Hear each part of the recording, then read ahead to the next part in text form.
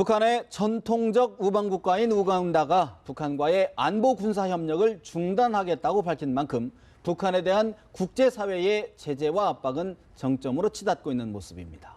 그런 가운데서도 북한은 이른바 70일 전투가 끝난 지 한 달도 안 돼 200일 전투에 들어간다며 나홀로 행보에 계속하고 있습니다.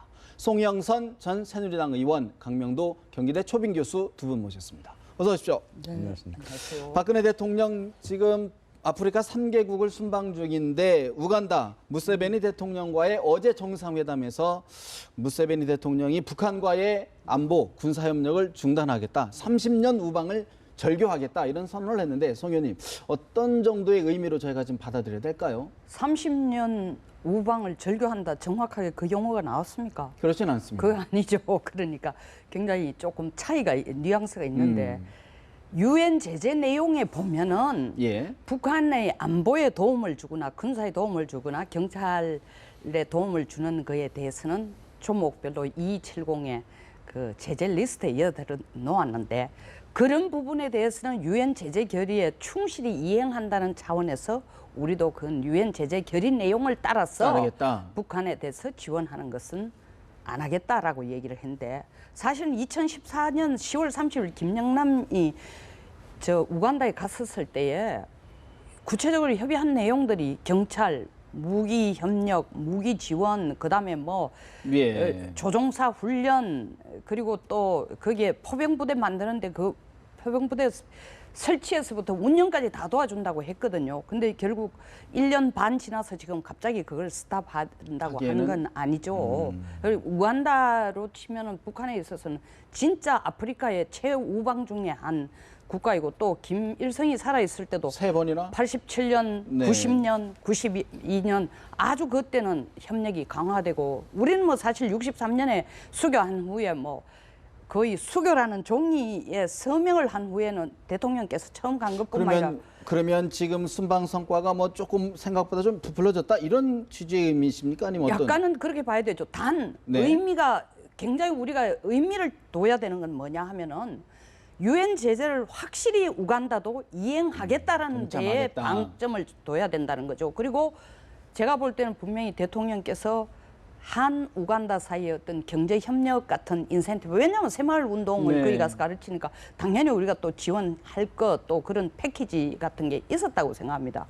향후에도 있을 거고 그런 거에 대해서 우간다가 거의 북쪽에 치우쳐져 있다가 약간 소위 말하는 양다리가 아니고 뭐죠? 소위 말하는 영어로 equidistance, 등거리 외교를 거의 하겠다는 건데 한 가지 더 강조를 하는 것은 2014년에 사실은 김영남이 갔을 때에 저 우간다 대통령한테 부탁한 게 뭐냐면 제발 북한 인권 결의안에 사인하지 마라. 반대해달라. 그전에는 사실은 거부권만 행사했는데 지금 반대까지 얘기를 했거든요. 그거에 대해서 손도 들어주겠다고 그런 그랬으니까. 부분은 상당히 진일보한 그럼 상당히 진전이다. 진일보하죠. 그러나 북한은 완전히 버리고 우리만 그건 아니라고. 그렇게 보는 또 위험한 시각일 수 있다. 그런 말씀이시군요. 오늘 뭐 AFP 통신, 프랑스 AFP 통신 같은 경우에는 뭐 이게 조금 아니다, 그렇다 뭐 이렇게 좀 해서 혼란도 있었는데 그만큼 우간다 내에 친북 성향의 인사들이 세력이 있다라고 봐야 될까요? 어떻게 보십니까? 그렇죠. 이제 우리 송영선 의원도 말씀했지만 30년의 직인데 하루아침에 뭐 갈라서겠습니까? 그러니까 군사협력 관계는 중단하겠다고 하는 것은 군사협력을 못하게끔 지금 돼 있지 않습니까? 유엔 제재가 유엔 제재에 충실히 이행하겠다고 하는데 이 아프리카 나라들을 잘 보면요. 약 아프리카 한 30-40개 나라가 김일성과 상당히 가까웠습니다. 70년대 중반부터 엄청나게 오지 않았던 대통령이 고반 다 왔습니다. 토고, 베닌, 탄자니아, 알제리, 말가스 뭐 이름을 열고 하기도 힘들어요. 그만큼 해마다 뭐 몇 명씩 오곤 했는데 와서는 그냥 온 게 아니고 군사 지원, 군사 무기라든가 군사 지원, 농업 지원이라든가 관계수로 지원 다 가서 해줬거든요. 저도 마다가스카르 가는데 저희가 그 실습을 79년도 그때 마다가스카르 가는데 관계수로 공사를 해주러 간 겁니다. 저희 통역으로 간 거죠. 북한이. 그렇죠.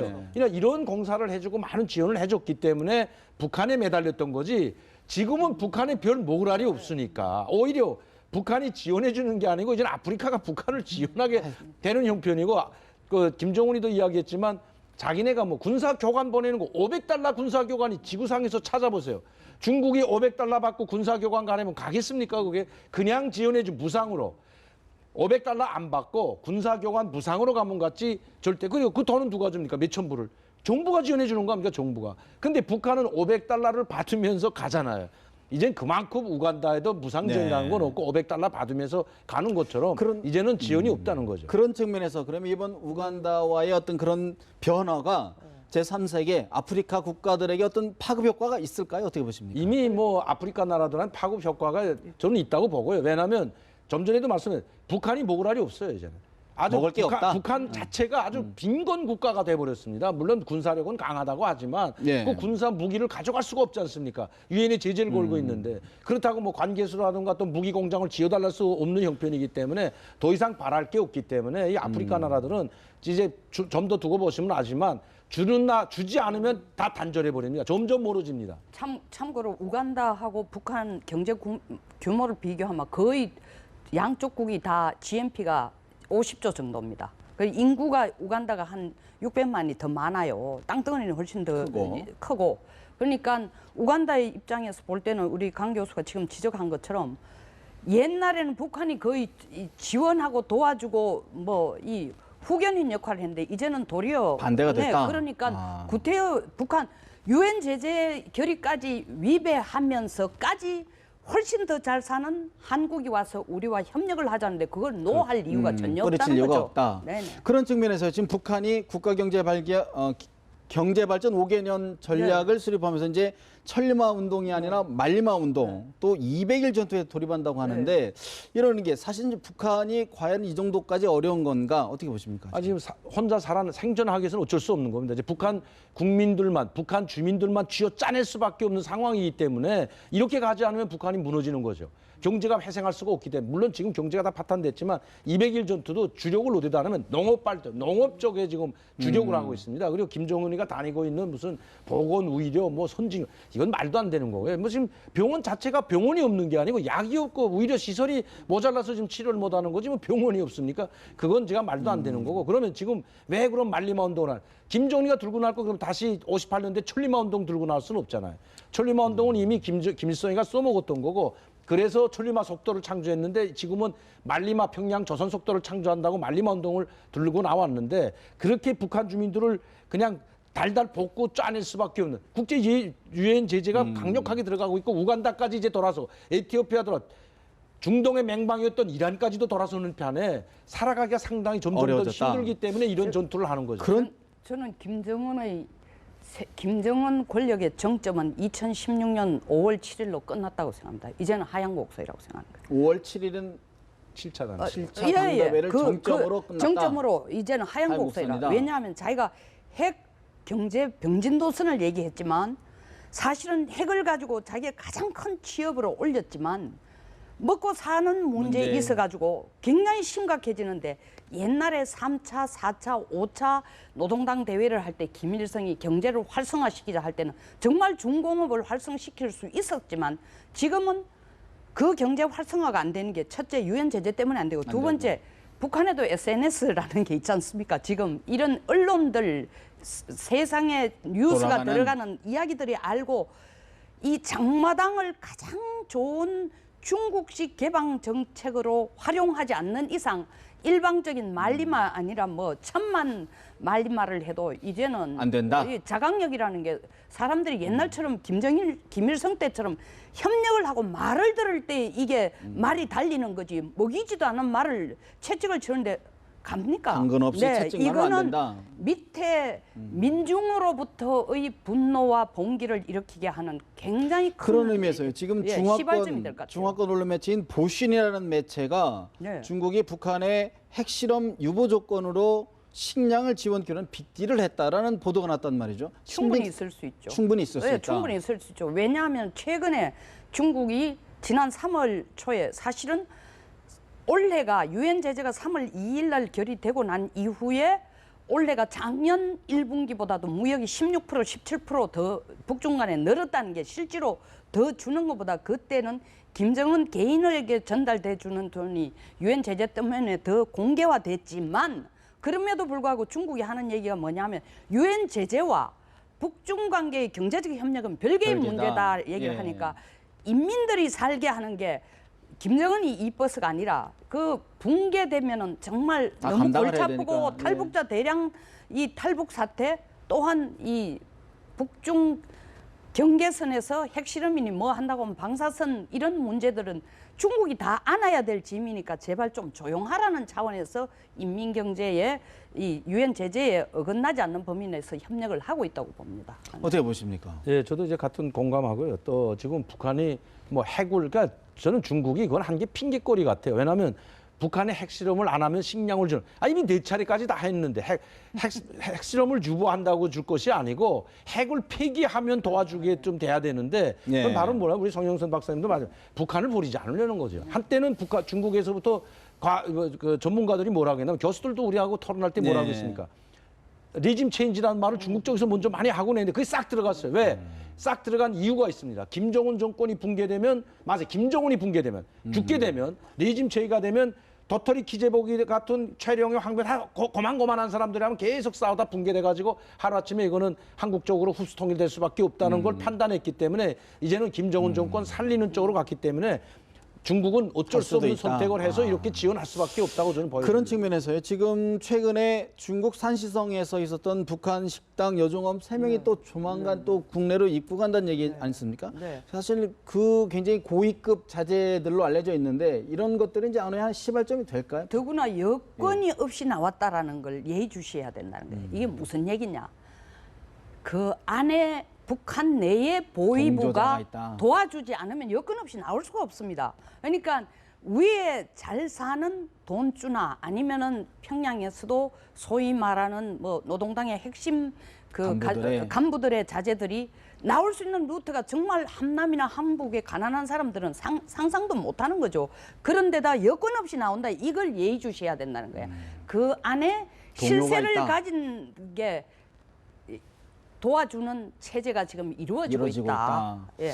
어떻게 보십니까? 그러니까 뭐 성현선님 잘 말씀하셨는데 그 실세가 바로 국가안전보위부 요원 역할까지 하고 있는 게 31살에 난 저는 식당 책임자가 31살 처음 봤어요. 다 45세, 50세 다 이렇게 됐는데 너무 북경산에 젊다. 많이 가봤지만 이게 뭐냐? 이 31살짜리가 이 식당 지배인 책임자라는 사람이 국가안전보위 요원을 겸임하고 있어. 그러니까 요건 목당 다 이 친구가 가지고 있기 때문에 가능한 거죠. 그러니까 이제 국가안전보위 요원이지만 국가안전보위 요원이 통제를 해야 되는데 통제할 사람이 다 데리고 13명을 데리고 12명을 데리고 나왔다는 게 문제가 있는 거죠. 체제가 흔들리고 있다. 그러니까 국가안전보위부 이 요원뿐만 아니고 지금 국가안전보위부도 오고 뭐 경찰청국 대좌도 왔다고 하지 않습니까? 예. 다 지금 그런 사람들이 지금 다 협조하고 도와주지 않으면 힘든 거죠. 근데 사실 하나 좀 우려되는 거는 예전에 이게 좀 공개가 안 되던 부분들을 이제 갖고 공개가 된단 말이죠. 네, 네. 개인 신변 보호라든가 또 북한에서 계속 지금 언론전을 핀단 말이에요. 네. 돌려보내라. 네, 네. 근데 이게 자꾸 공개되는 거에 대해서는 어떻게 보십니까? 공개되는 것은 우리 쪽에서 공개하는 것보다 제가 볼 때는 중국이 이런